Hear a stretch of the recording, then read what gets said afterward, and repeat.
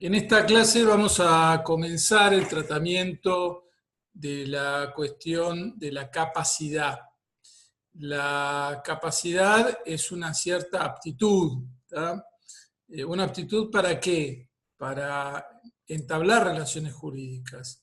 Es una aptitud que va a tener dos componentes. Un componente de derecho, la aptitud para ser titular de relaciones jurídicas, de derechos y obligaciones, y un componente de hecho o de ejercicio, la aptitud para ejercer.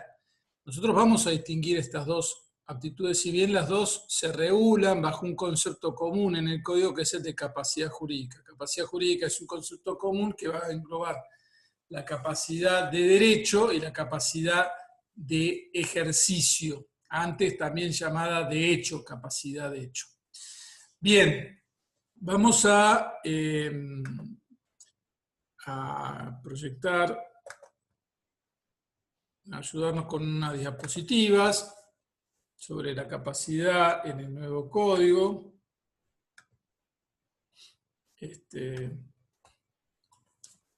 Y cuando decimos cuando abordamos este tema, nosotros partimos de una regla general que es la regla de la capacidad. O sea, el código en el artículo 22, Código Civil y Comercial, va a decir toda persona humana goza de la aptitud para ser titular de derechos y deberes jurídicos. La ley puede privar o limitar esa capacidad respecto de hechos, simples actos o actos jurídicos determinados.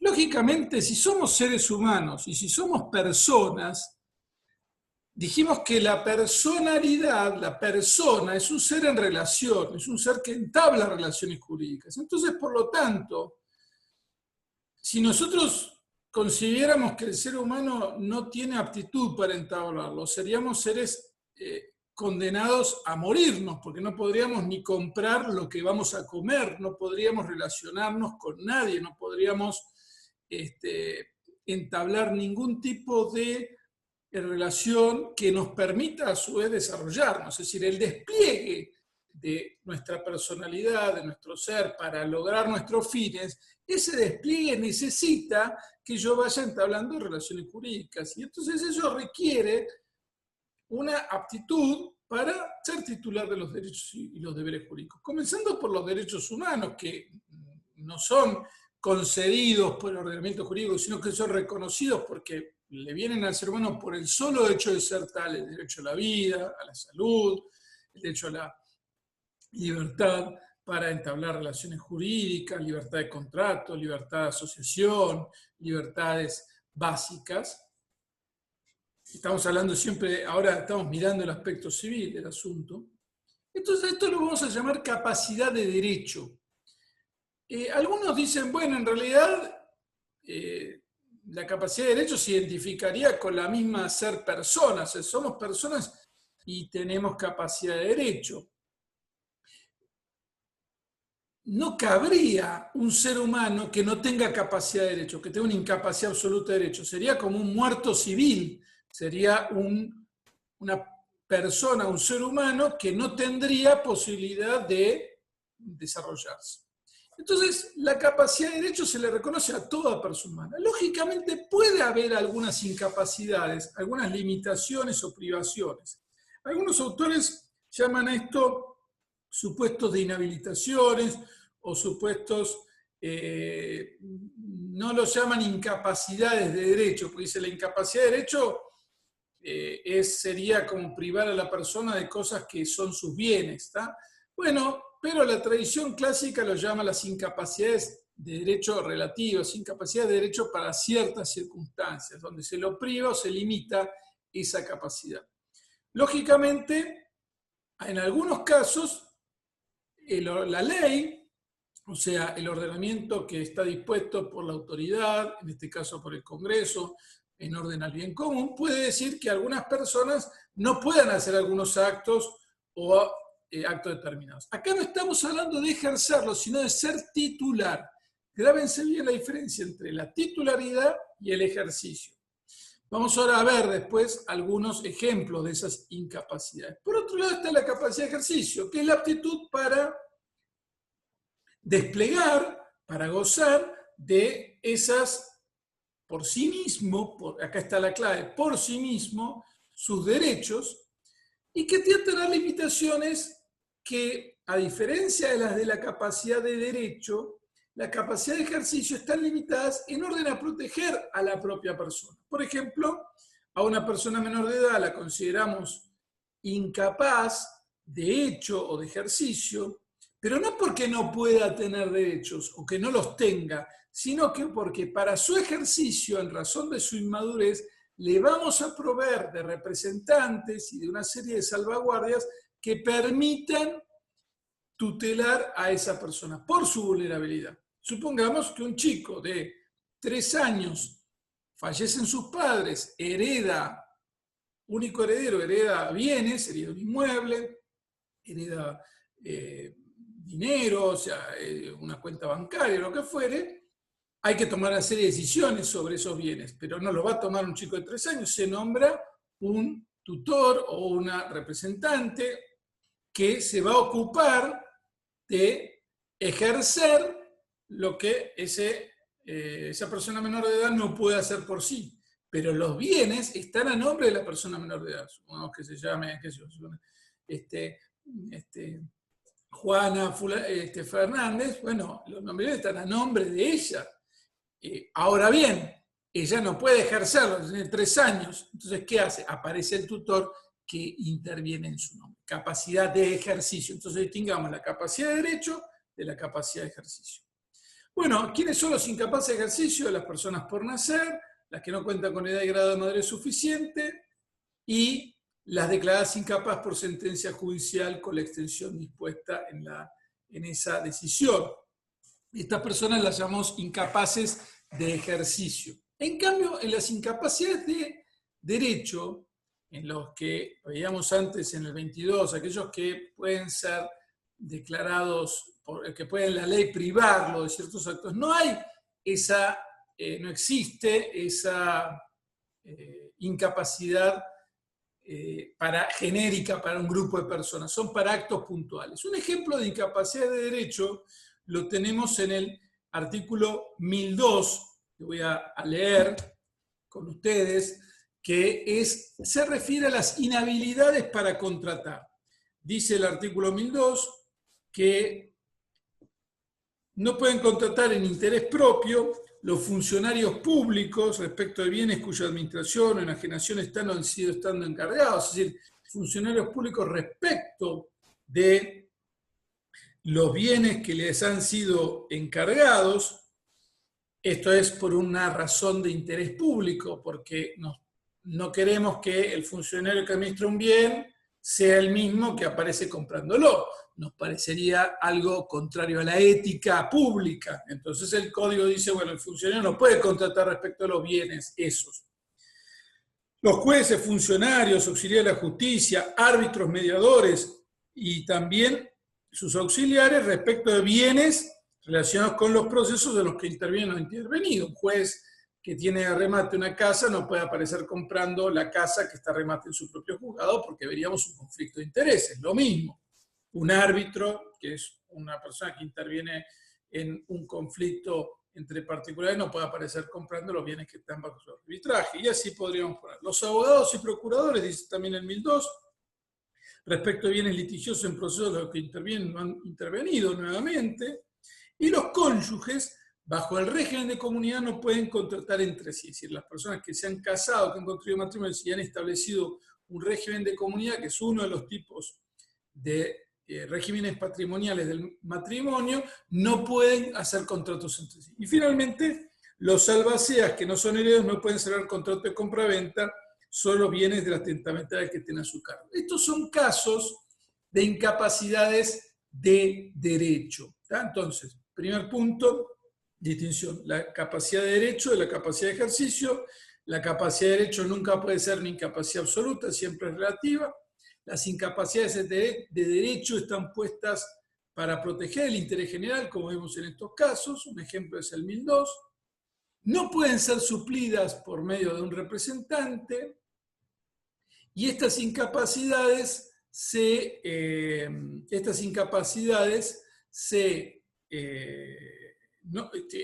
tienen una nulidad absoluta, no pueden ser salvadas y están reguladas a lo largo de todo el código.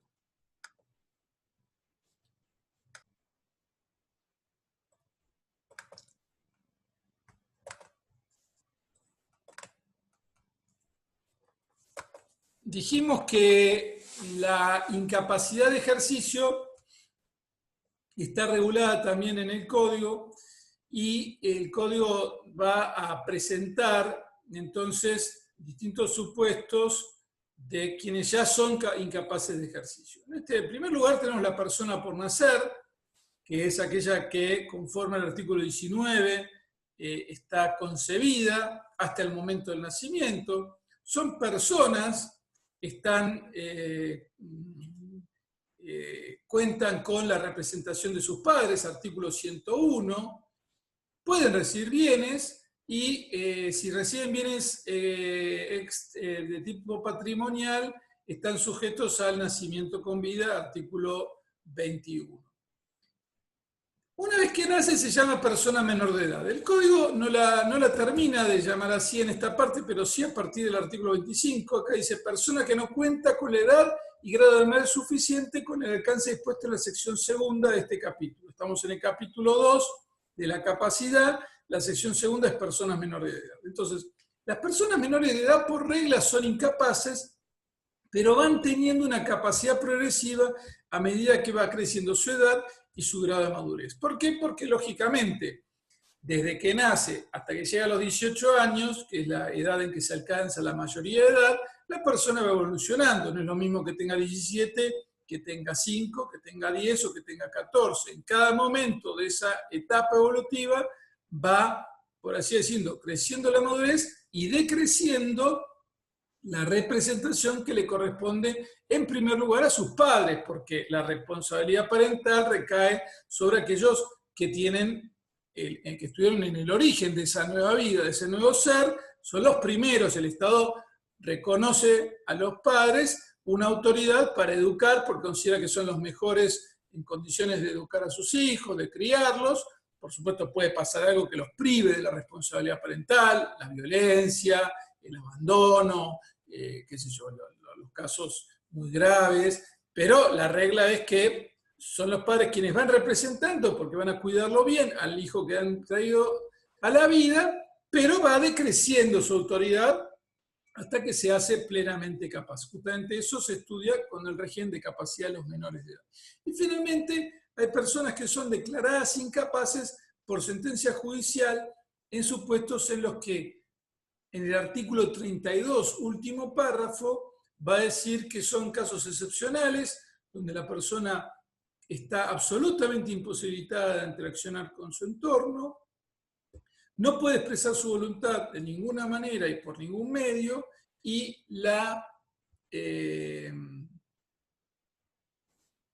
el sistema de apoyo resulta ineficaz. En estos casos, un juez declara incapaz a esa persona, pero igual el juez debe determinar qué actos y funciones pueden realizar. Se le nombra un curador y es un incapaz de ejercicio.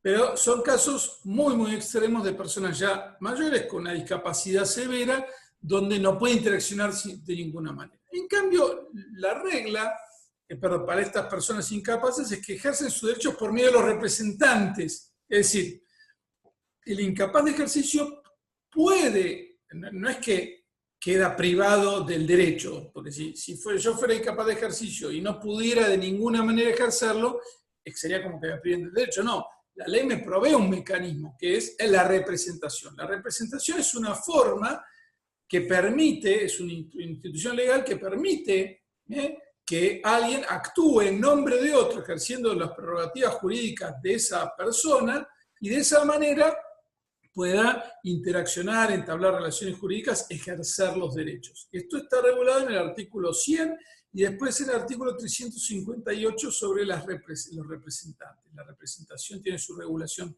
específica. ¿Quiénes son los representantes? Están anunciados en el 101, ya lo mencionamos, de las personas por nacer sus padres, de las personas menores de edad no emancipadas a sus padres, y si faltan los padres o son incapaces o han sido privados de la responsabilidad parental, un tutor, y de las personas con capacidad restringida los apoyos cuando tengan representaciones, y estos son casos específicos que ahora vamos a ver, y en las personas incapaces, que eran las que habíamos visto, el curador. ¿Tá? En cambio, hay otro mecanismo cuando una persona tiene capacidad restringida, es decir, cuando una persona es capaz de ejercicio, pero una sentencia judicial dice que ciertos actos no los puede hacer por sí, sino que necesita un apoyo. Esto pasa mucho y es un poco la regla hoy en el sistema del Código Civil, especialmente después de la Convención de los Derechos de las Personas con Discapacidad. ¿Por qué? Porque se considera que las personas con discapacidad hay que tratar de integrarlas a la sociedad, de que puedan expresar su voluntad y preferencias, aun cuando necesiten apoyos. Entonces, por ejemplo, una persona con una discapacidad mental quizás puede expresarse, puede manejarse con pequeñas sumas de dinero, pero no puede, por ejemplo, comprender el valor de un inmueble. Entonces, supongamos que heredó a sus padres, entonces el juez en un proceso judicial se restringe la capacidad. Se dice, bueno, esta persona va a administrar sus bienes, va a tomar sus decisiones de la vida cotidiana, pero para la venta de inmuebles necesita el apoyo de su hermano. En ese caso, estamos ante un supuesto no de representación.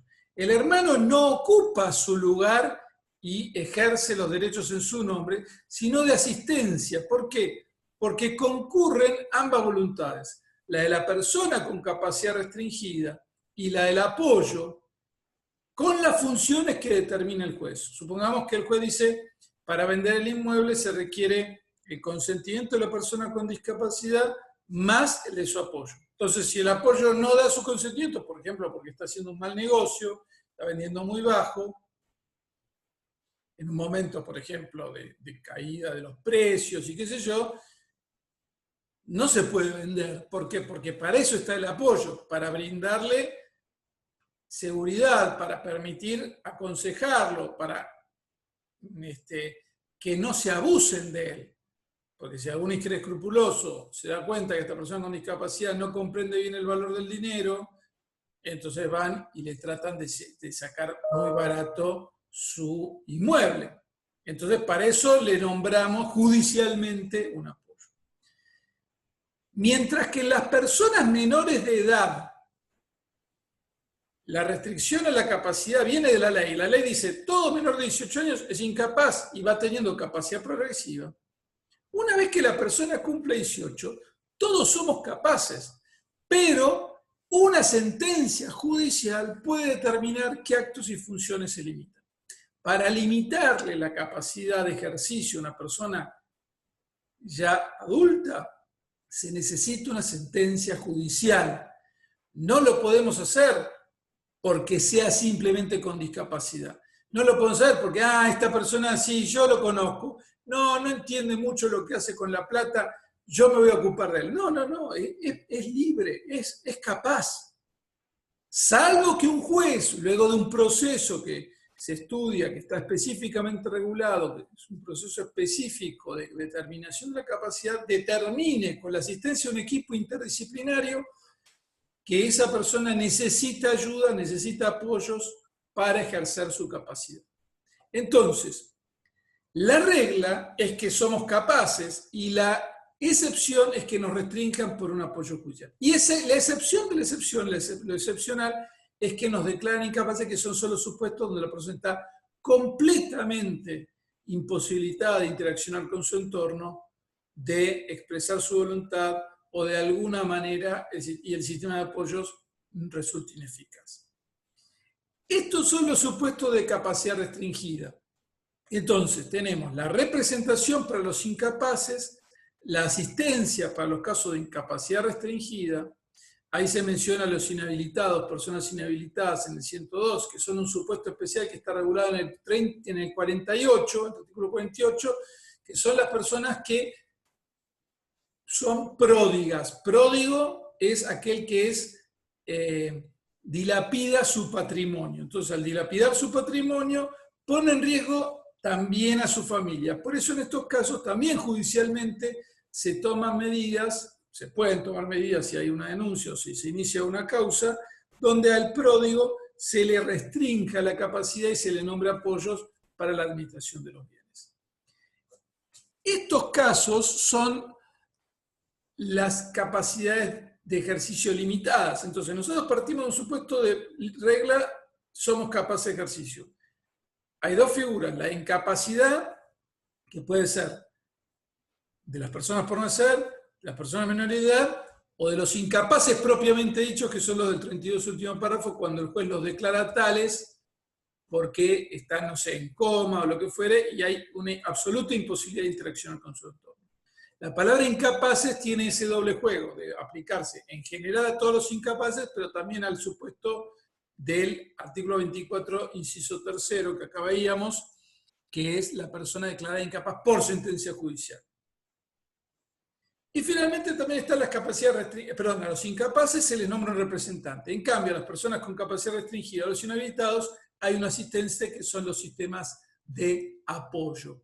Apoyo significa personas designadas judicialmente con funciones variables para responder a la especificidad que tiene esa persona que necesita una ayuda para poder desplegar plenamente su capacidad jurídica.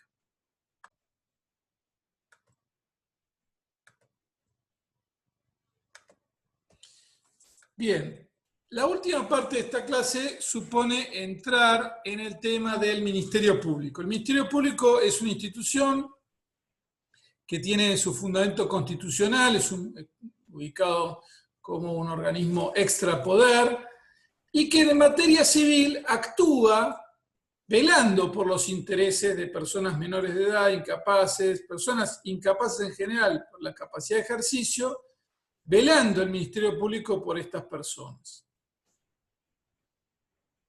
En este sentido, el Ministerio Público está dividido en dos, Ministerio Público de la Defensa y Ministerio Público Fiscal. Nosotros nos concentramos en lo que se denomina Ministerio Público de la Defensa. El Ministerio Público es un organismo que habitualmente va a intervenir en un proceso donde hay alguna persona con algún tipo de restricción a la capacidad. Es una forma complementaria de protección. Vimos a los incapaces de ejercicio que podían tener un representante o un asistente, de acuerdo al caso, representación o asistencia. Pero además, en todos los casos, está el Ministerio Público. Y el Ministerio Público tiene por finalidad velar justamente por los intereses de estas personas y lo actúa de dos formas, judicialmente o extrajudicialmente. Judicialmente puede ser principal o complementaria. Y extrajudicialmente está regulada todo esto en el artículo, ese otro supuesto está regulado todo en el artículo 103.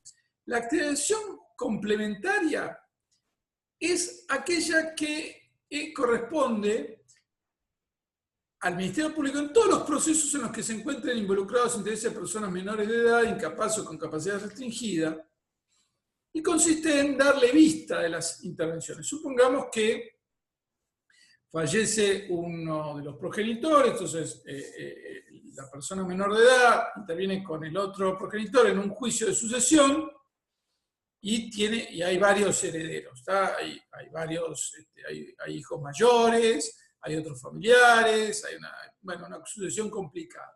Pero hay un menor. Entonces, de cada paso judicial que toque a los intereses de ese menor, se dará vista al Ministerio Público, que es lo que se conoce como el asesor de menores o defensor de menores e incapaces, que va a tomar intervención en el proceso cada vez que esté en juego un interés de una persona menor de edad, o de un incapaz, o de una capacidad restringida, como dice ahí. Pero lo va a hacer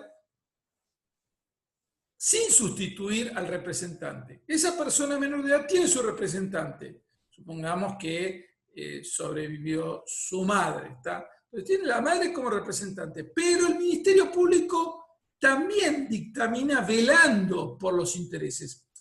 No ocupa la representación principal, sino complementaria. Justamente la actuación judicial principal se da cuando están los intereses de los representados comprometidos y hay inacción de los representantes. Supongamos que los representantes no accionan ante una causa de una sucesión, en ese caso el Ministerio Público puede tomar por sí la representación principal.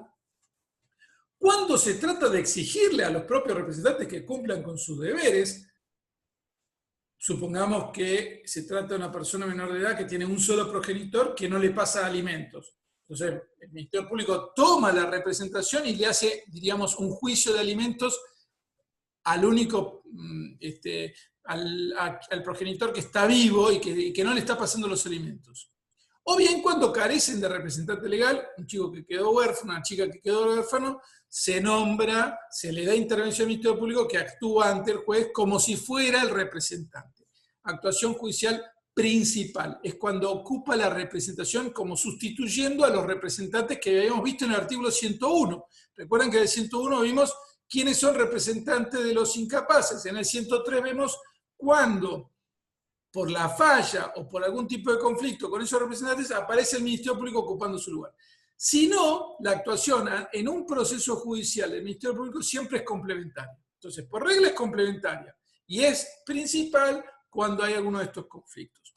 Y finalmente, la extrajudicial es cuando el Ministerio Público actúa ante la ausencia, carencia o inacción de los representantes legales que están comprometidos los derechos sociales, económicos y culturales. Imaginemos situaciones de marginalidad, donde un niño o una niña está sometido, no sé, a drogas, a un ambiente muy corrompido, de situaciones realmente que ponen en riesgo su situación, entonces, y los padres no hacen nada, o más bien son promotores de esa situación, no hay un proceso judicial, el Ministerio Público toma cartas e interviene por la ausencia, la carencia o la inacción de esos representantes legales. Esto está habilitado en forma extraordinaria en el artículo 103. Acá ya no hay proceso judicial, sino que el Ministerio Público directamente interviene para preservar los derechos económicos, sociales y culturales. Entonces, hemos visto en esta clase concepto de capacidad, la capacidad cómo se divide en capacidad de derecho y capacidad de ejercicio, la capacidad de derecho, qué tipo de límites puede tener o incapacidades de derecho, con particular referencia al 1002, cuáles son las características de las incapacidades de derecho, que siempre son relativas, siempre son para casos puntuales. Vimos la capacidad de ejercicio, su concepto, cuáles son los incapaces de ejercicio, cuáles son los capaces de ejercicio con capacidad restringida y los medios por los cuales les damos protección a los que presentan algún tipo de incapacidad de ejercicio, que son la representación, la asistencia o los apoyos y finalmente el Ministerio Público que está regulado en el artículo 103. Esto es la presentación general del tema de la capacidad y queda abierto después a su profundización en dos grandes capítulos. El régimen de capacidad de las personas menores de edad y el régimen de capacidad correspondiente a las restricciones a la capacidad, que son las secciones que siguen dentro del capítulo segundo, del título primero, la persona humana, del libro primero, parte general del Código Civil y Comercial de la Nación.